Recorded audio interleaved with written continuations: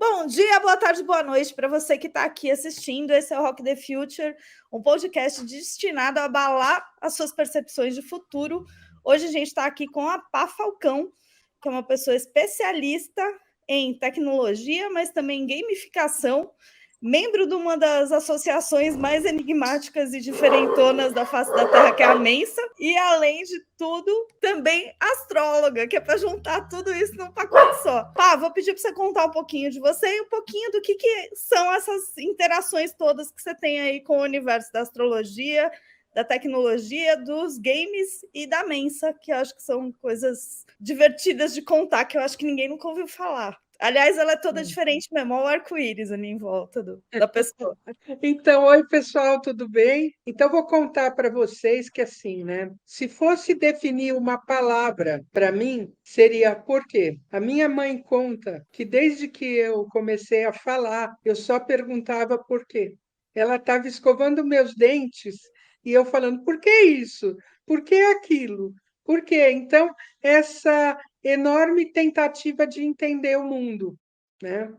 Como uma coisa mais forte do que qualquer outra. Fora isso, quando eu tinha meus 10 anos, eu mudei para uma casa que era uma casa recém-construída e tinha um monte de sobra de material de construção, assim, tijolo, azulejo, espelho de luz, fio elétrico, essas coisas de construção. E eu pegava aquilo e montava tabuleiros no chão para criar jogos, porque eu não tinha jogos de tabuleiro e eu criava e brincava daquele jeito. Então, eu falo que assim, eu comecei criando jogos para eu brincar quando eu era criança, como muitas crianças fazem.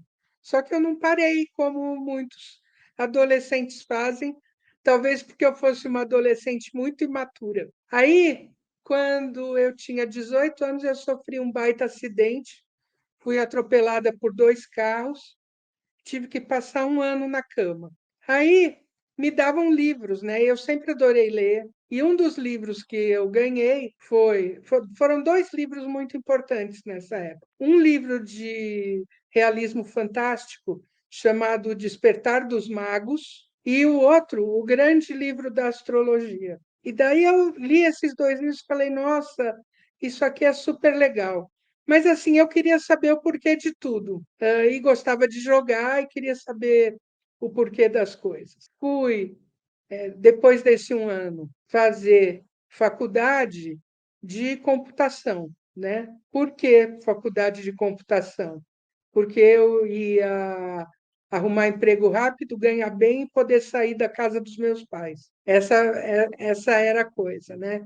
Me apaixonei por programação, mas não o suficiente para virar uma escovadora de bit, como tem amigos meus de faculdade que são até hoje. E aí saí da faculdade e arrumei emprego num banco, no Banespa. Nos primeiros 5 minutos desse emprego, eu descobri que isso não era para mim. E passei 10 anos da minha vida detestando cada momento no meu trabalho. Eu chegava, sentava na minha mesa e falava assim: faltam 7 horas e 59 minutos para eu ir embora daqui. Caramba, mas que resiliência, hein, pá?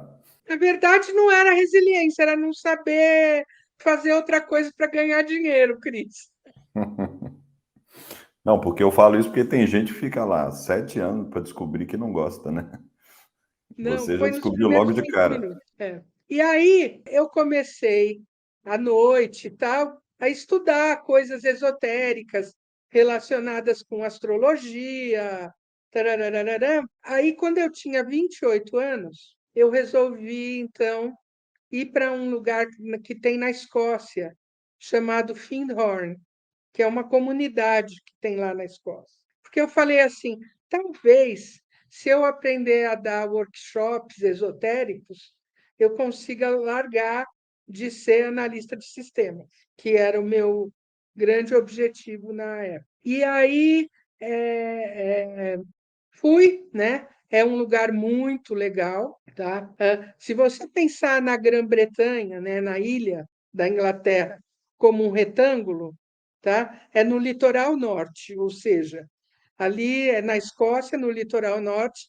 Se você for para o mar e sair nadando, você chega no Polo Norte. Perto da ilha de Skye. Perto da ilha de Skye, exatamente. Nós faz das Highlands mesmo, Eu né? adoro. País maravilhoso. Exatamente. Que Eu fui doido. lá fazer esse curso, tá? E quando eu cheguei lá, eles davam esse curso através de jogos. Olha que coisa. Aí eu fiz assim, né? Juntou, né?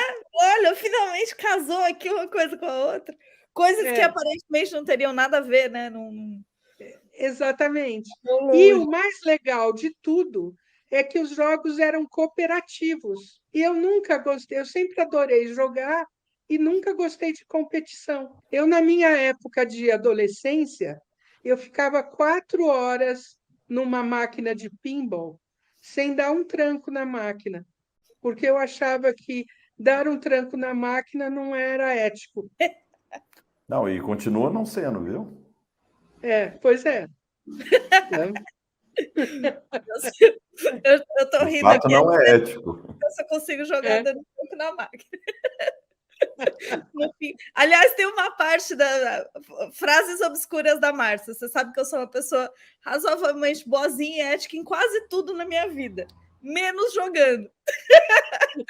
Jogando. Não jogue comigo, porque Rouba no truco mesmo, né? roubar, assim, mas rola uma agressividade. Tipo, eu jogo tartaruga do Mario Kart nas crianças mesmo, pode chorar, eu não ligo. Eu não perco no xadrez. Serginho agora tá ganhando de mim no xadrez, né? Faz uns 3 anos que ele tá me dando um couro. Mas antes ele não ganhava, não. Podia chorar, podia espernear, podia ficar bravo, que eu tava ali competindo com o adversário à altura. Então, jogar Mas eu acho que assim, uma coisa é você competir, né, Márcia? Outra coisa é você, vamos dizer assim, dobrar as regras não, para você ganhar. raramente eu dobro a regra, de vez em quando eu dobro. Um truco eu dobro a regra fácil. Mas aí, Mas pá, você assim, tava não tem muito fair play, não. Eu não chuto a bola para fora porque o outro caiu, não tem essa. Não é muito dentro do limite, né? Oi? Agora, pá, você estava falando um negócio legal, que Tem você sim entrou no em. limite. Você descobriu um mundo cooperativo dos jogos, né? Exatamente. E Porque daí a eu gente. voltei para o Brasil, e isso foi no comecinho da década de 90. Eu voltei para o Brasil achando que só eu no Brasil conhecia jogos cooperativos, porque eu não conhecia ninguém que fizesse isso. Eu tinha um grupinho de nerds que jogava War sábado à noite, aquelas coisas que todo bom nerd faz, né? Mas não jogos cooperativos e nada disso. E eu tenho uma amiga que tinha uma livraria. Então eu comecei a encher o saco da minha amiga e falar assim: eu quero fazer jogos cooperativos na Trion, Renata. Eu quero, eu quero, eu quero. Fiquei uns 6 meses enchendo o saco, até que uma hora ela não aguentou mais e falou assim: tá bom, vai, um domingo à noite de graça. Eu falei: tá bom, um domingo à noite de graça. Aí anunciamos lá e foi um monte de gente. E entre as pessoas que foi uma pessoa que tinha uma empresa de treinamento empresarial. Aí ela falou assim: você quer dar um curso desses jogos na minha empresa? Eu falei: quero. Aí fui, sem saber nada, né? Assim, o que eu sabia era quase nada. Cheguei lá, era um monte de gente de RH para fazer o curso. E eu Vixe, falava Maria. assim: por quê? Pra vocês terem uma noção de quanto eu não entendia, porque a minha formação era computação no ITA, zero de humanas. Então, eu perguntei para uma das pessoas que estava fazendo o meu curso, assim, por que você está fazendo esse curso? E ela respondeu: porque eu preciso ajudar as pessoas da minha empresa a melhorarem o relacionamento interpessoal. E eu perguntei: o que é relacionamento interpessoal? Mas é engraçado, né? Que a gente descobre as coisas e às vezes não faz a mínima ideia de qual uso aquilo vai ter. Eu costumo citar a história do Graham Bell, que o telefone era feito para ouvir ópera, né? Não tem um pior jeito de ouvir ópera do que no telefone.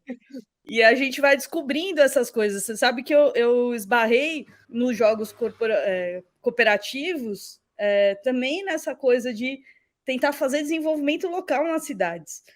E aí um dia alguém falou, pô, por que você não faz isso aqui com jogo? Eu falei, nossa, mas não é que é? E eu não fazia a menor ideia de que isso podia casar, porque até então, para mim, jogar era entretenimento, né? Eu não conseguia ver a parte comportamental, pedagógica, desenvolvimento de habilidade que tinha num jogo, até alguém me falar e eu falar, puta, é legal mesmo. Aí surgiu um contraponto para mim. Foi quando alguém veio com o tal do jogo educativo, que era tudo menos jogo, era chato para um cacete. É chato mesmo. Você fala, mano, quem foi que inventou isso, né? Quem transformou aquela coisa chata numa coisa chata para jogar, né? Como é que isso aconteceu? Como é que você vê isso, pá, essa mudança aí de paradigma? Porque, de repente, nada era jogo, de repente, tudo virou jogo, né? Então, na verdade, assim, né? Nesses 93, 94, então esses meus alunos começaram a me contratar nas empresas e eu tinha uma boa ideia de processos administrativos, porque eu fui analista de sistemas por 10 anos. E formado Comecei a no lugar estudar. certinho, né? Bem no ITA. Exatamente. Se qualquer outro lugar, tinha que ser no ITA. É. Comecei a estudar a parte comportamental que nem uma louca, tá? Conhecia alguma coisa de pessoas da astrologia, mas nessa época eu não era astróloga ainda, eu estava estudando, né? E fui. E aí o que se usava naquela época era dinâmica de grupo. E eu não sou psicóloga nem pedagoga, então achei chato, chato, sem objetivo, né? As pessoas chegavam e falavam assim: vamos fazer um jogo, vamos! Então, o seu navio afundou, você tem que escolher 10 pessoas que vão se salvar para ir numa ilha deserta. Quem e por quê? Ai, meu Deus, que coisa mais chata, né? Aí, e eu gostava de jogo de tabuleiro, eu tinha lá o meu grupinho de War durante 10 anos. RPG, jogava Dungeons and Dragons, quando não tinha ainda as coisas em português e tal. Aí eu falei assim: não, eu vou criar uns jogos para engenheiro, que eu tenho certeza que todos os engenheiros acham esses treinamentos com dinâmica de grupo muito chatos. E a regra é essa, né? E aí eu comecei a criar jogos de engenheiro. E aí as pessoas nas empresas começaram a adorar os tais dos jogos de engenheiro. E eu fui fazendo jogos de tabuleiro cooperativos, né? Os primeiros eu criei para eu aplicar, tá? Daí as empresas viram que para casos específicos delas eu poderia fazer, eu criei um monte de jogos de mudança de cultura, competências, enfim, modelos de gestão, modelos de comerciais e coisas assim, né? Para processos específicos de clientes. Fui estudando e fui aprendendo por mim mesma. Comecei a dar aula na pós de jogos cooperativos, começou a pós. Eu dei aula no primeiro ano e daí resolvi fazer a pós. Então, no segunda turma da pós, eu dei aula para mim mesma. E aí, quer dizer, existe uma pós de jogos cooperativos onde que é, pá? Na Unip, hoje ela é de pedagogia da cooperação, não é Perfeito. mais de jogos cooperativos. Jogos cooperativos foi na minha época, né? Mas agora o conceito expandiu, a gente se aprofundou nisso e tal. Então, assim, é muito legal e já tem um monte de gente formada nessa pós e me deu assim uma super estrutura, né? Findhorn e a pós me deram uma super estrutura e depois eu saí fazendo, tá? E quando no começo dos anos 2000 começaram os conceitos de gamification, eu comecei a ler e falei assim, ué, mas eu sempre fiz isso. Porque quando eu era criança, eu sozinha tinha que fazer um trabalho da escola, eu gamificava para conseguir ter saco de fazer, e gamificava sozinha, né? Falava assim, coisas muito simples, do tipo assim, toda vez que eu tiver que desenhar um mapa, eu tenho que pular em cima da cama e da cama para a cadeira, sabe? Coisas. Eu tô rindo aqui porque eu muito me identifico, porque meu pai era mecânico. E dentro de um armário que a gente tinha lá em casa, que hoje até uma das casas que ele me deixou, cabia um Fusca lá dentro e tinha todas as peças de um Fusca lá dentro. Então eu montava muito desses joguinhos em vez de com pecinha com parafuso, com LED, com arrebite, com. Eu lembro dos Resta 1 de arrebite que a gente fazia, de montar morro de dar risada, e filho de peixe, peixinho né? Você conhece o Serginho e ele é. Sim. Não dá para conversar com ele sem jogar. E agora ele achou um tal de um xadrez 5D com viagem no tempo. Que eu não sei se você já viu Legal. isso.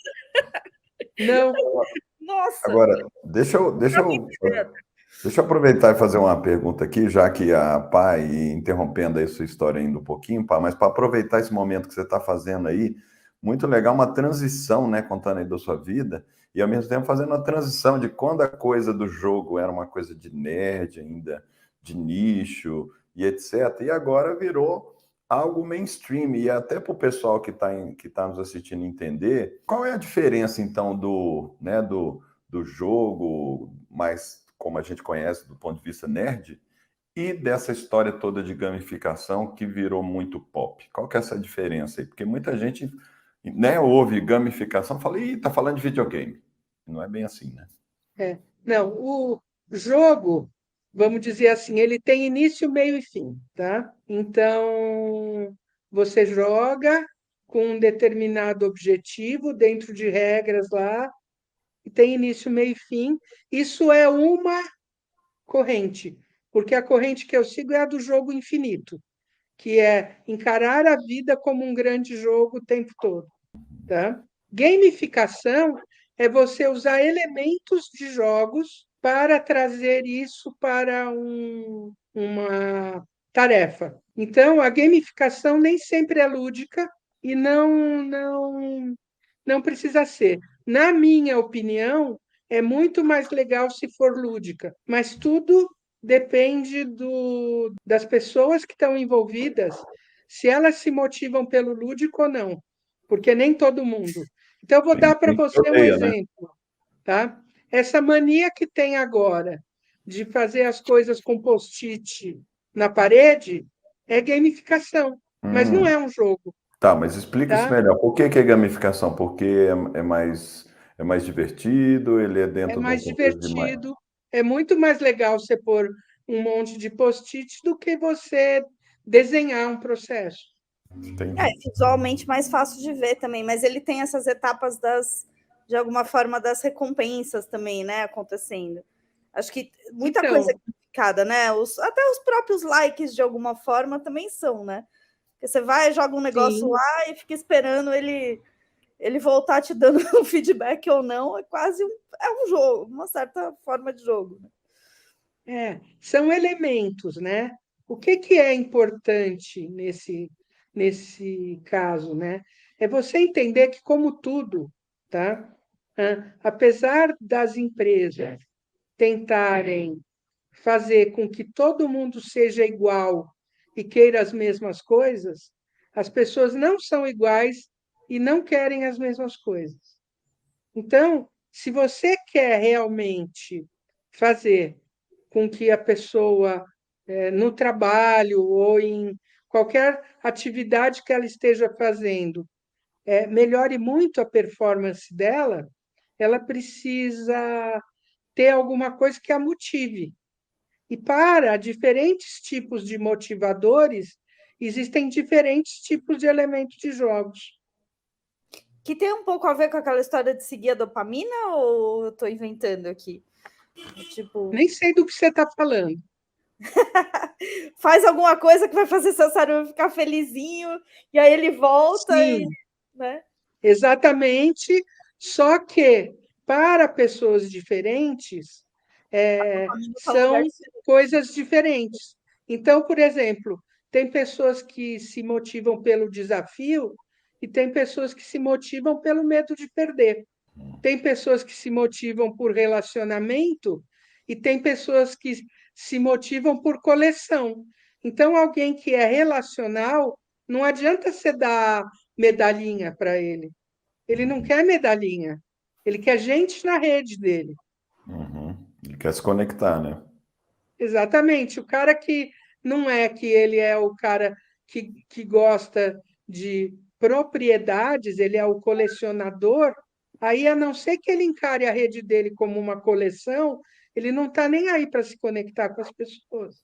E dá para fazer um paralelo aí dos arquétipos do lado astrológico com os arquétipos dos jogadores?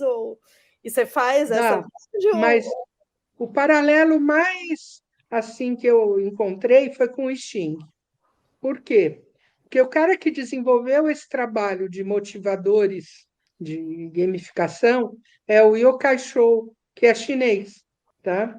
E aí, quando eu fiz o curso dele, né, eu li o livro e falei, isso aqui tem cara de coisa esotérica, tá?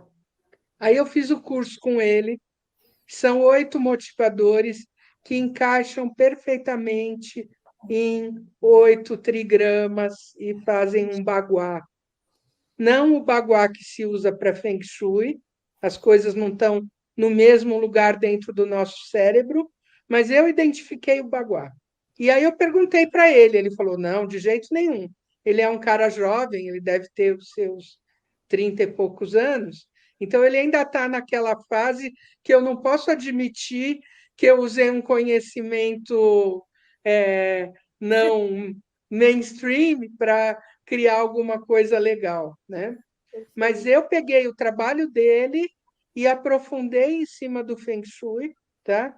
E aí eu consigo que as pessoas, a partir do que motiva elas no jogo, consigam achar hexagramas no livro do I Ching que vão dar dicas de como elas podem ser melhores.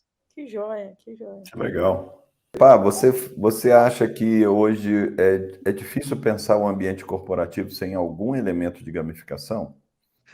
Eu acho, mas eu acho que os ambientes corporativos não fazem gamificação hoje, fazem manipulação, Então explica isso tá? melhor para nós. Porque não é feito esse estudo de motivadores. E aí simplesmente se coloca uma coisa lá para as pessoas terem uma cenourinha e fazerem o que a empresa quer. E a empresa eu não posso generalizar 100% dos casos, tá? Mas eu Uhum. diria para vocês que 90% das empresas que me chamam para reunião, eu falo não para elas, porque eu não quero isso, eu quero que as pessoas consigam se desenvolver a partir do meu trabalho e não simplesmente produzam até ter um burnout, que é o que está sendo feito hoje. O lado maléfico da coisa, né? Você cria num cara um certo vício de ser Exatamente. recompensado, o ratinho fica correndo lá na rodinha, uma hora cai, né? E é Ele engraçado, né? burnout, Porque tantas coisas, tantos métodos bacanas, não só de gamificação, mas de administração e de gestão, que são sequestrados, né, por essa prática de vamos lá, galera, todo mundo dando o máximo 100% do tempo até estourar. Exatamente. E quando estoura, tudo bem, né? Não é problema nosso. A gente. Porque daí tem uma fila de gente querendo emprego, então tá tranquilo. Se estourar, o problema seu é seu, né? Isso é uma das coisas que poucas pessoas falam sobre essa questão mesmo de gestão, liderança e corporação, que é o quanto você é responsável pela sua saúde e pela sua carreira, porque se você não tiver isso na sua mente de começo, a empresa não vai fazer isso por você. Raríssimos os lugares que realmente todo mundo vai falar que faz, todo mundo vai dizer que oferece lá o pacote de benefício, seu plano de saúde está aqui, né? Seu Gympass está aqui, mas poucas empresas de fato têm uma preocupação genuína. Eu acho que é o genuína que faz a diferença. A preocupação genuína com a saúde e com a carreira das pessoas. Né? Raro, É. muito raro. Normalmente a visão está na meta do próximo quarter, né? Exatamente. Mas, na verdade, também, né, isso é um jeito muito americanão de ser. Sim. Por que eu falo isso? Porque eu morei na Alemanha um tempo. E na Alemanha é assim: se o expediente termina às 5 da tarde, 5 da tarde o cara larga a palavra no meio que ele está escrevendo. Por quê? Porque ele sai na bicicletinha dele, porque é um outro estilo de vida, tá? Uhum. Vai para a casa dele e vai pegar o tratorzinho e mexer na horta, vai cuidar das ovelhas, vai, porque as cidades são pequenas, então, assim, apesar de ter enormes empresas, elas são todas meio rurais, né? Então, a não ser que você more em Munique, Berlim e tal, é possível ter esse estilo de vida, que daí é muito mais saudável. Sim. O Cris está lá praticando isso, ele cria saruê no quintal. Sabe que eles foram embora? Eles sumiram aqui, meus saruês. Eu Acho que eles desisti foram de para o mundo. você. Foram Você para estava as trabalhando aventuras. demais. Eles queriam mais aventuras. Tal. Aqui estava muito estável. Muito doméstico. Eles voltam, eles estão na época de procriar, Não, Cris. acabaram os escorpiões baratos. Tal. Acho que eles ficaram sem comida. Já é uma grande vantagem, né? Mas Mas mas o importante disso é que lá na Alemanha ninguém vai achar que você é menos profissional Se porque você às sair... 6 da tarde você parou a palavra no meio. Porque Mas o você sabe... contrato é até às 6 da tarde. E acho que diferentemente do anglo-saxão, né, que muitas vezes se mata pelo trabalho, a vida é o trabalho, né? É, Não só o alemão, mas o europeu, de certa forma, ele valoriza muito essa qualidade de vida como um todo, né? exatamente. O, Agora, eu, também no dia seguinte, se ele entra às 8 da manhã, às 8 da manhã ele já está sentado na mesa dele, né? Já tomou o café e tal. outro dia eu fui, outro dia alguma não, coisa. já tem uns 5 anos, estava no interior da França, na cidade de Beu, e aquele interiorzão ali, tal, maravilhoso, no inverno. E aí nós descobrimos lá um bistrô que tinha a melhor comida da cidade, fomos lá, e aí tinha 5 mesas, e as 5 já estavam ocupadas, a gente não tinha reservado, e o cara já estava pagando a conta, né?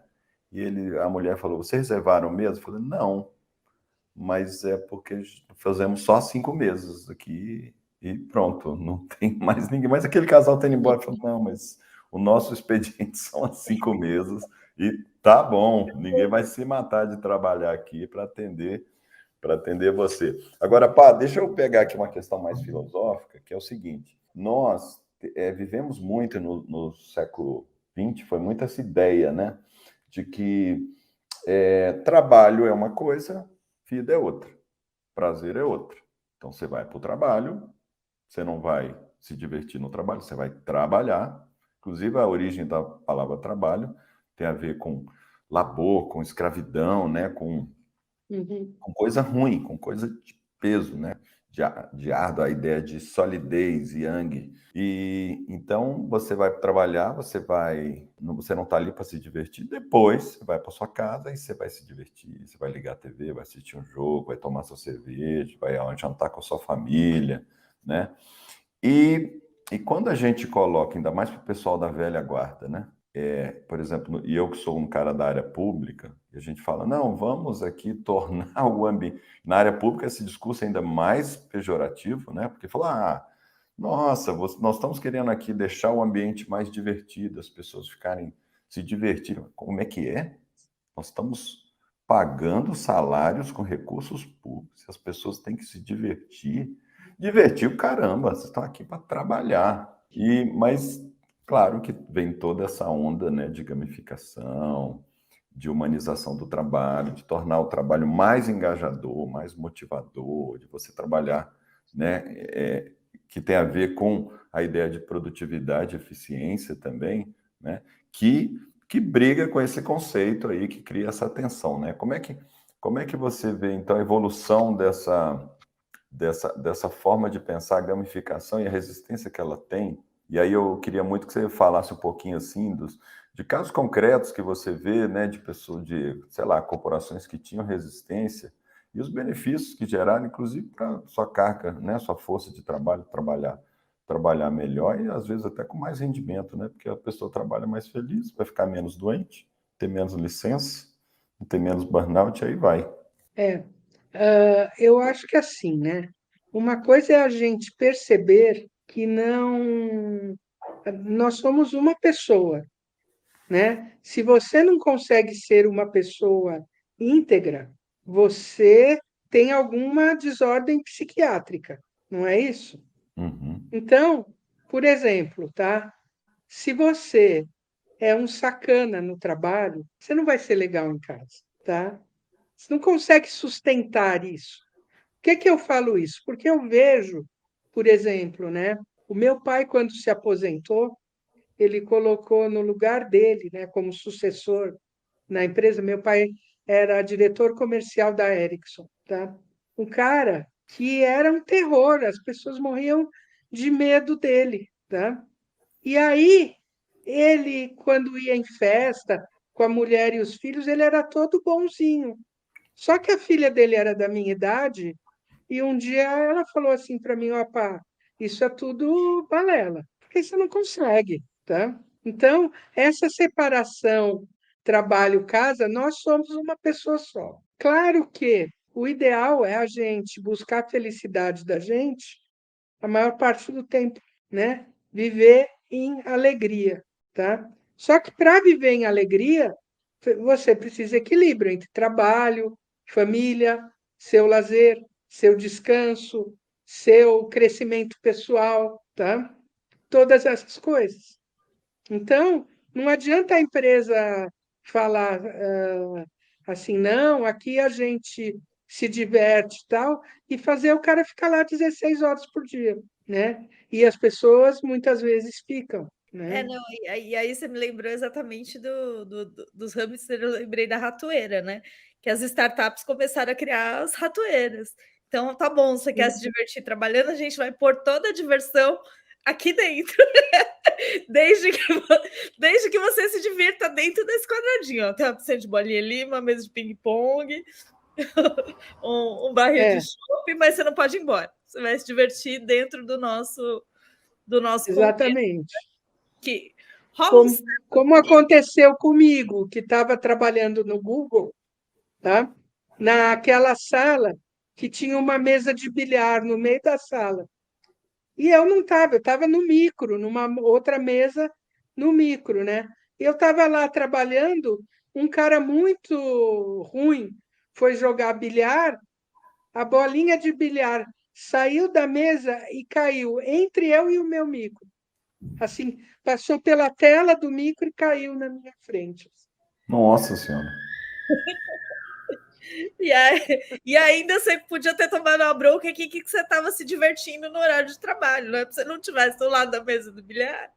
Mas eu lembro É, muito dessas sensações que eu acho que foram equivocadas no começo mesmo dessa história de ok, primeiro a gente separa, aqui é o trabalho, aqui é diversão.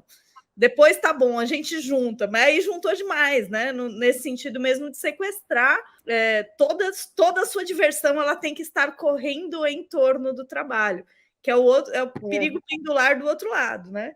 Para chegar num momento que exatamente. as pessoas voltam, talvez, uma tradição, que é o que vocês estão dizendo, mais europeia, de peraí, tem que ter equilíbrio. E aí eu acho que o equilíbrio, as pessoas caem numa outra falácia. Equilíbrio não é meio a meio. Equilíbrio é a alternância, inclusive, de fases. Tem fases que você está e vai ficar mais workaholic, né? Tem um projeto que te motiva mais, que você precisa estar mais focado e tal. E há fases em que você vai estar mais descanso, ou mais família, ou mais. E as pessoas têm muita facilidade, as gerências no geral, de aceitar a sua fase workaholic, mas ficar muito desconfiado quando você está numa fase cíclica mais leve. Puta, eu vou sair às 6. Pô, você vai sair às 6? Você nunca saiu às 6. Não, mas aquele projeto acabou. Ou a história que eu costumo falar dos aprisionadores de corpos, né? Pô, você ficou até a meia-noite todos os dias. Aí na semana seguinte você sai às 4, mesmo não tendo nada para fazer. Pô, mas como é que você está indo embora antes? Não, mas eu fui depois. Não, mas depois tudo bem, antes não pode. que acho que corre esse risco. Não sei quem falou essa frase que fala: apaixone-se pelo que você trabalha e você trabalhará para sempre, né? Que é o outro lado da moeda do apaixone-se pelo que você trabalha e você nunca vai sentir que está trabalhando. Então tem essa diferença. Mas conta, pá, além de ir no trabalho, para onde mais a gente leva jogo? Para tudo, tudo. Relacionamento a dois também? Tá, nossa, tem jogos ótimos. Pô, o cara, a menina fala, Márcia, poxa, eu Deixa não eu gosto pegar a de caneta aqui, cara só que joga na relação. Não, é que depende do tipo de jogo. Aquele tipo de jogo manipulativo não é legal. Mas existem outros jogos, não existem? Simulações. Tinha até dado, pá. Lembra que tinha uns dadinhos que a É, gente usava? lembro. Ah, esse do dado é legal. Eu acho que eu tenho aqui em casa. É. Jogo. O E, que na não pode, verdade, se o que não você pode, no pensar, qualquer jogo. O que não Sim. pode na questão do relacionamento interpessoal no geral, não só o romântico, é o jogo não ser colaborativo. Se virou competitivo, aí nesse sentido acabou, né? Se Sim. competiu, Exatamente. aí não tem conexão humana que consiga resistir a uma coisa que é puramente competitiva, né?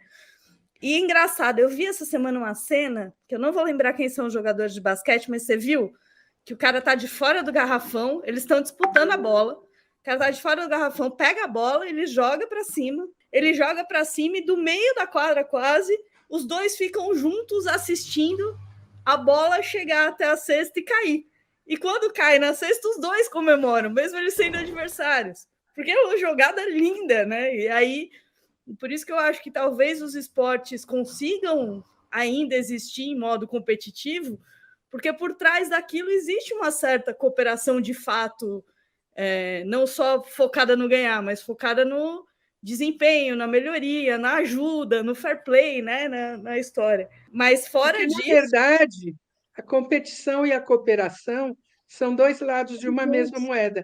Eu sempre falo que, assim, a gente é concebido através de um ato extremamente cooperativo, ao qual se segue uma competição feroz para Opa, chegar peraí. no óvulo. Explica aí. Qual pois é o é, momento da competição, da O cooperação, eu sexo, entendo. o hoje, sexo é um jogo super cooperativo. Um Sim, bom sexo tem que ser cooperativo, né? sim. Mas, na hora que vai ter a fecundação, é milhões de extremamente pessoas. competitivo. Ah, Milhões de sim. espermatozoides. E eu vou inclusive me explicar aqui hoje, que eu estou meio dançando durante a live, mas aqui o espermatozoide que me gerou, ele está pateticamente decepcionado comigo, porque eu caí, quebrei o pé, eu preciso ficar me mexendo. Então, desculpa, espermatozoide foi mal, você podia ter escolhido outro que não ia tomar esse tom.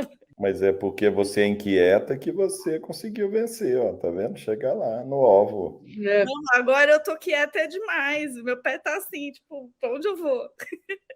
Então, assim, de verdade, a gente não pode excluir nenhum dos dois.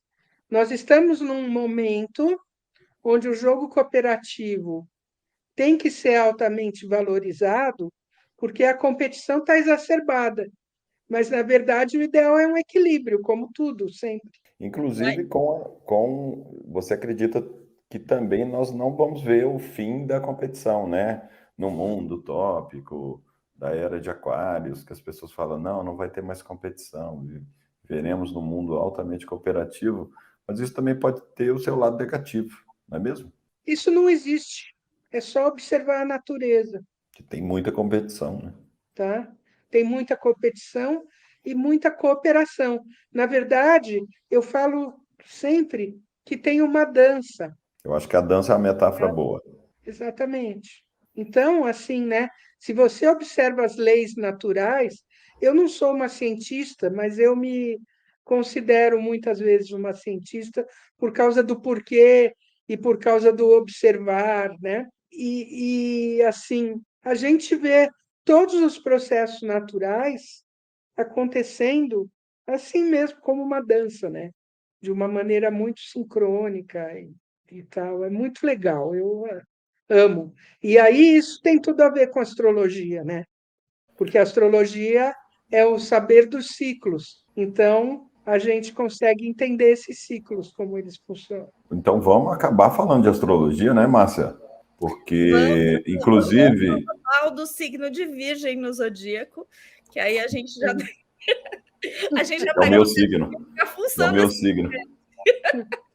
Não, e é legal, opa, até se você puder falar um pouquinho aqui, por que que a astrologia é um instrumento, né, interessante e para a gente não cair também, e porque a galera que acompanha a gente aqui e toda a nossa linha editorial é voltada para a ciência, para entendimento do mundo, e muita gente quando fala, pô, mas espera aí, os caras estão falando de ciência, estão falando de dados, estão falando de tecnologia, de repente vem com astrologia. Calma lá. Eu acho a astrologia muito interessante, é uma ferramenta de autoconhecimento, uma ferramenta de entendimento do mundo muito interessante. Está aqui uma especialista, a Pá Falcão, para explicar isso melhor. Então, vamos lá, né? A primeira coisa que eu sempre falo é que assim, né? Astrólogo que fala que astrologia é ciência não conhece nem astrologia nem ciência, tá? Porque astrologia não é ciência. Astrologia é um saber arquetípico, é totalmente diferente. Então, o método científico, como a gente entende hoje, ele não contempla a astrologia, né? O Rodrigo, que é um grande amigo astrólogo, sempre fala que assim, a ciência não explica a astrologia, mas a astrologia explica a ciência. Tá? E a astrologia, durante toda a história da humanidade, ela foi feita para países e reis, porque era muito difícil, porque um astrólogo lá na época do Ptolomeu, por exemplo, Ptolomeu tinha que saber o que ia acontecer com o próximo rei de Tebas, ele morava em Tebas, então ele tinha que pegar o telescópio dele quando a criança nascia, olhar no céu onde estavam os planetas, fazer todos os cálculos na mão. Então, o trabalho da vida dele era acompanhar esse rei. E isso gastava todo o tempo dele. A história do horóscopo é uma invenção de início do século XX, fim do século XIX, uma invenção jornalística. No século XVIII, XVII para trás, a pessoa nem sabia que signo ela era, a não ser que você fosse um rei, uma pessoa super importante. Pequeno parênteses aqui para dizer que a Pá Falcão previu a pandemia. Pois é, mas aí tem uma questão da previsão. Não, e nós vamos acabar esse episódio com as previsões dela aqui, que ela já me adiantou algumas. Então, mas tem Afinal de uma contas, nós estamos questão falando. O método que você da faz para o futuro é problema seu, mas a gente está falando aqui de futuro hoje. mas tem uma questão das previsões, Márcia, que assim, não é que eu sei o que vai acontecer. Então, lá, quando eu vi o aspecto astrológico que ia acontecer em janeiro de 2020, eu Mas chamei você foi os falar. meus clientes, porque eu falei assim, eu preciso contar, porque eles precisam se preparar. Eu Eu lembro sabia que vinha associação porrada. teste, né? Da mesma configuração. Então, mas eu falei, eu dei uma palestra para os meus clientes. Naquela época não passava pela minha cabeça fazer online, então eu aluguei uma sala, chamei os clientes e falei: olha, vai acontecer alguma coisa muito grave. A última vez que o céu esteve desse jeito foi na peste negra. Mas aí eu falei assim, mas agora, com o nosso avanço científico, eu não acho que seja isso. Você previu e despreviu na mesma. Por quê? Porque não Olha, é que eu tenho uma visão assim, metade da galera, mas agora acho que pode ser que não seja bem isso aí. mas era, né? Os É que planetas estão na sempre época da peste negra a gente ensinando. estava preparado para as ações de governo que a gente teve, né? Você Exatamente. podia botar desse elemento, né? Que talvez a ciência sem o governo tivesse dado uma melhorada aí no. Talvez você tivesse acertado, né? É. Mas, de qualquer maneira, as previsões são assim, né? O Michel Gauguelin, que é um astrólogo francês, que, na verdade, assim, ele era estatístico e ele começou a estudar astrologia para provar que a astrologia não funcionava. E todas as pessoas que estudaram astrologia seriamente para provar que não funcionava viraram grandes astrólogos. E ele foi um desses. E ele fala assim: os astros inclinam, mas não determinam. Então você sabe que naquela direção, Alguma tá? coisa. É mais ou menos assim, né?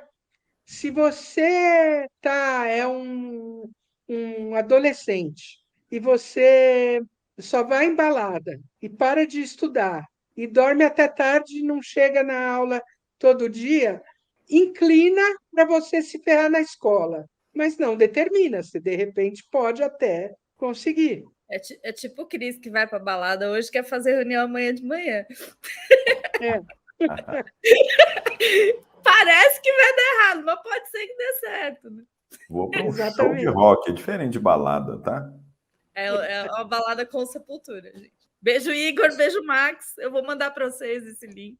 Mas, Fazer que vocês opa, fala aí para nós, o que aqui vai para acontecer até 2024? Então, nós estamos agora, né, de 2020 para cá, num trânsito bem pesado, que a gente ainda está sobre os efeitos disso, que acontece cada 850 anos. Então, os registros históricos que a gente tem foram a peste negra e a queda do Império Romano, das Jesus. outras vezes que aconteceu isso. Porque antes não tem. O Cris andou prevendo que os Estados Unidos aí vão acabar em algum momento como império também. Vai, com certeza vai. Tá? Eu ouvi já. Não foi astrológico, ele previu. Em 2024 e 2025, a gente tem a entrada de Urano em Gêmeos e de Plutão em Aquário. Isso muda tudo, porque hoje eles estão em signos de terra, que são Touro e Capricórnio, são conservadores, são muitas vezes retrógrados e são focados em ter. E os dois planetas que são muito importantes vão entrar em signos de ar, que é o signo do pensamento, do pensar, do criar, do se relacionar, do inventar novos jeitos. O que veio A depois última da a renascença? foi exatamente, é uma renascença. Está chegando. É uma nova Tá? renascença, ela tinha falado exatamente isso. Não é uma coisa que, assim, né? A astrologia, ela não é digital, ela é analógica, porque os planetas, as órbitas são redondas, né? Ele não está aqui e depois está lá do outro lado. Então, isso é gradual.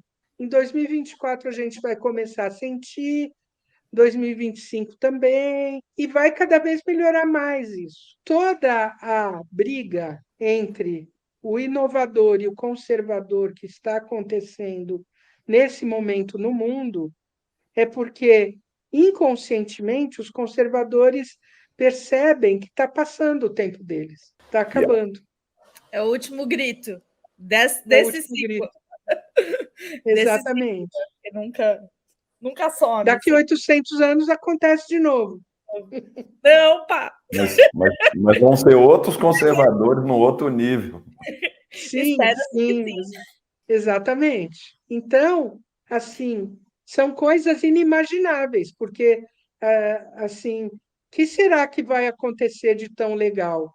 Eu quero assistir, eu quero estar junto e inventar coisas, inventar jogos, inventar mil coisas que vai estar mais fácil de inventar tudo isso, tá? Por outro lado, as pessoas que são resistentes à inovação vão ter um problema gigante nas mãos. Vão sofrer um bocadinho, né? Que é tudo Exatamente. Agora, agora é a hora. E é isso que é importante. E o nosso papel como inovadores é também pensar em como cuidar dessas pessoas, né? Como incluí-las de alguma forma. Vou dar um exemplo para você, que a Ana Maria Costa Ribeiro, que é uma astróloga carioca, sempre fala, tá? Urano em Gêmeos, a gente fala em robôs. Então, nós já estamos com robôs desenvolvidos em vários níveis até um certo grau, mas a partir de 2025 isso vai assim dar uma zoom de Desvendar. desenvolvimento. E E, a ó, gente tem as previsões 200 anos de educação cartesiana ensinando as pessoas a serem robôs. Então, a maior parte das pessoas, elas trabalham como robôs e não vai mais ter lugar para isso. O que Que a gente legal. vai fazer com essas pessoas? sim. Nós temos que ajudar elas E olha a que aprenderem a interessante. pensar. E olha que interessante, o que você está falando aí, prevendo, talvez olhando a astrologia, é o que o Harari está prevendo, orando a futurologia. A gente está imaginando aí a singularidade já. A singularidade vai trazer esses super robôs, super atômicos para fazer todo e qualquer cálculo e coisa. E a partir do momento que os robôs existem, e as empresas estão muito preocupadas, muito mais com produtividade que qualquer outra coisa, vão ser substituídos e vai ter essa terra dos ninguéms em termos de trabalho, que se a gente não começar a pensar uma sociedade que os acolha de verdade, nós vamos ter um problemão social cataclísmico. Isso aí. E tá todo mundo lendo E isso, não é a gente só. O Elon Musk estava lá com renda mínima embaixo do braço um dia desse, porque deve estar imaginando o que ele vai fazer com esse problema que ele vai, de certa forma, ajudar a acelerar, né, a criação. E Você tem vê uma outra coisa, né, Márcia, que é muito importante, porque assim, o que eu acho é que essa geração que já está no trabalho hoje, em pelo menos metade está perdida, porque essas providências teriam que começar a ser tomadas há um tempo atrás. Nós estamos há 2 anos de 2024, tá? O que a gente precisa, na verdade, muito mais urgente, é reinventar a escola. Para quem sair da escola, estar adaptado. Hoje a escola ainda cria robô. Exatamente. Não, e reinventar o nosso julgamento sobre o que a gente pretende, né? Porque, de fato, a gente cria robô e aparentemente a gente até gosta disso, né? Quanto mais robótico você sai da escola, mais legal o cara é na rua, né? Esse é o aluno, né? A gente discutiu isso aqui no outro episódio com o Paulo, falando sobre educação, falando, inclusive, sobre essa história, né? Pô, deixa o meu filho ser, entre aspas, medíocre na escola, já que ele não está aprendendo tanta coisa assim interessante, aprendente no resto do planeta, ou fico lá pegando no pé para tirar nota alta, né? E a nota alta que é valorizada no fim do churrasco. Eu já decidi que eu não vou cobrar muito deles, não, e é bom que eles não escutam esse podcast. Você cobra de outro jeito, Cris. Para mim, eu acho que a escola hoje do jeito que ela está hoje nesse sistema tradicional, né, pá?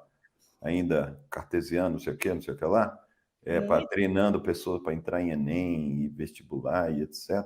Coisa que não faz o menor sentido, que as pessoas carregar pedra morro acima. Tem MBA e não usa para, né, e não tem alocação no mercado. Mas eu acho que o principal ponto é a socialização, né? Sim. Que é um fator de socialização, e a gente viu a falta que isso faz na pandemia com as aulas remotas. Agora, tirando isso. Mas você tem que cobrar de outro jeito, Cris. Eu cobro aqui na base do Me Conta. Eu falo, me conta aí um negócio novo que você aprendeu hoje que eu ainda não sei. Aí a gente vai passando. É porque você usa gamificação e eu não. Nesse processo aí, chega uma hora que eu falo, isso eu já sei. Chega uma hora que ele realmente me conta algo que eu não sei, e aí eu conto de volta um negócio que eu não sei para ele, é um jeito de aprender gostoso. Agora, o dia que ele fala para mim que ele não aprendeu nada de novo, aí dá briga, não dá briga na nota vermelha, mas no dia que ele não aprendeu nada de novo, nem que seja pequeno, né? Aí dá. Fala, o que você fez o dia inteiro hoje, rapaz? Aí ele falou, descansei. Aí eu tenho que voltar para a minha visão. Falar, realmente, descansar também faz parte do. Algum último comentário aí, a gente já está encerrando aqui a nossa conversa, que, poxa, então, muito rica, né? A Pá tem essa característica, essa qualidade de ser multidisciplinar, e quanto é legal, né, você conversar com uma pessoa assim, que conecta coisas aparentemente muito diferentes, díspares, né? Mas o quanto que isso é rico em termos de ser humano. Obrigada. Eu acho que assim, o que eu posso dizer é que o mais importante de tudo isso é você ter a capacidade e o interesse de ser uma pessoa melhor a cada dia. Se você conseguir isso, tá? Não é nenhuma coisa muito complicada, é só no fim do dia você observar tudo que você fez aquele dia e ver no que você poderia melhorar. Uhum. Simples. 1 milímetro, né? Não precisa muito. É, 1 milímetrozinho. Podia ter feito. exatamente. Aí você já faz muito, porque a responsabilidade de criar um mundo melhor é de cada um de nós.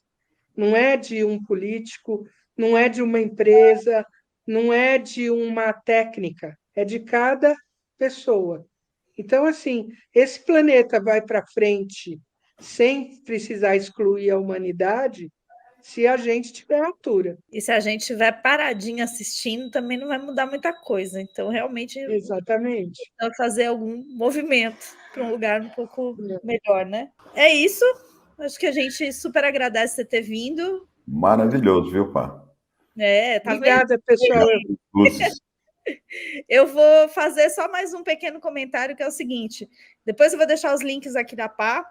A Pá realmente faz tudo isso todo dia, tá? Ela produz jogos corporativos e cooperativos muito bacanas. Ela lê o mapa astral, eu tenho a sorte de ter meu mapinha aqui feito pela Pá também.